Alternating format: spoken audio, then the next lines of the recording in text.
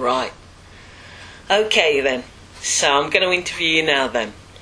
Yeah, alright then. Okay, here we go. What is your name? My name's Ralph. What do you do with your time? I make art. I'm doing an MA in fine art at Chelsea College of Art and Design, and I start with thinking and making art, and I'm writing an essay at the moment. The rest of the time, really, I spend all the time I spend drinking, and try to see friends as much as I can. And yeah, that's it really. Okay. How does your mental health experience affect what you do? It affects everything that I do really. Because I think the mental health issues have brought about the drinking, which is a major issue for me at the moment. He says slipping a glass of wine. Yeah, so and it affects my artwork to quite an extent, really, because I'm quite preoccupied with the past a lot of the time, and the issues that came up to do with my past and my past history. So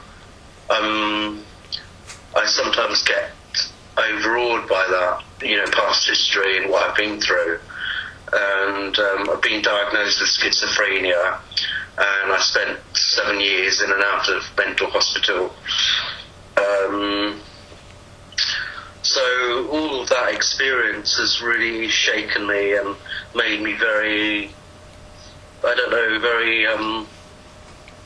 find it difficult to trust, I'm gay, and I find it difficult to trust men now, because I don't know whether they're real, they're genuine or not. So it affects, quite a really, that history of mental illness. Although it was sort of it was about 5 or 6 years now, and I think I've been getting on really well, but it still comes back to me occasionally. Quite a lot really, and I'm just getting emails, sorry. That's all right. It comes back to haunt me, and it's quite troublesome because it's very dark and very, very emotional. Involved with originally when I first moved to, I was with my first partner for 7 years. All this thing started, and then I met this other guy who I sort of really fell in love with, and I thought he was my soulmate. And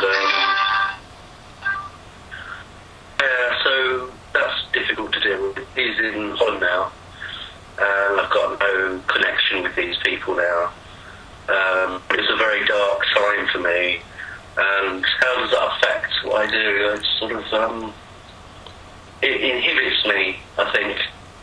It inhibits the way I move about London, and I have a problem getting on the buses sometimes because I get anxious around people, and I think that's all to do with the experience of the past.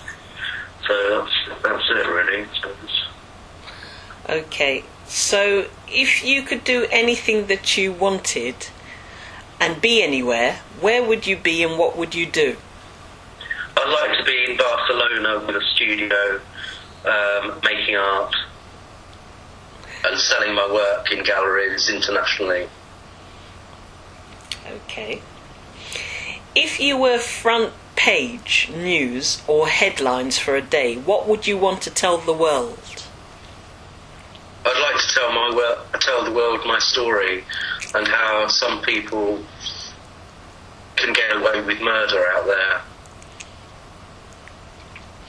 Okay. Now, the final question is you can ask me one question. Okay. But you don't have to.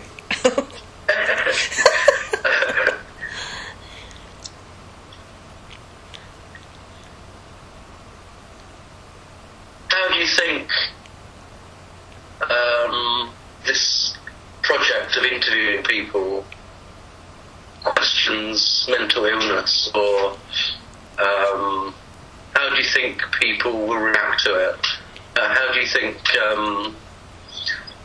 well, the question is,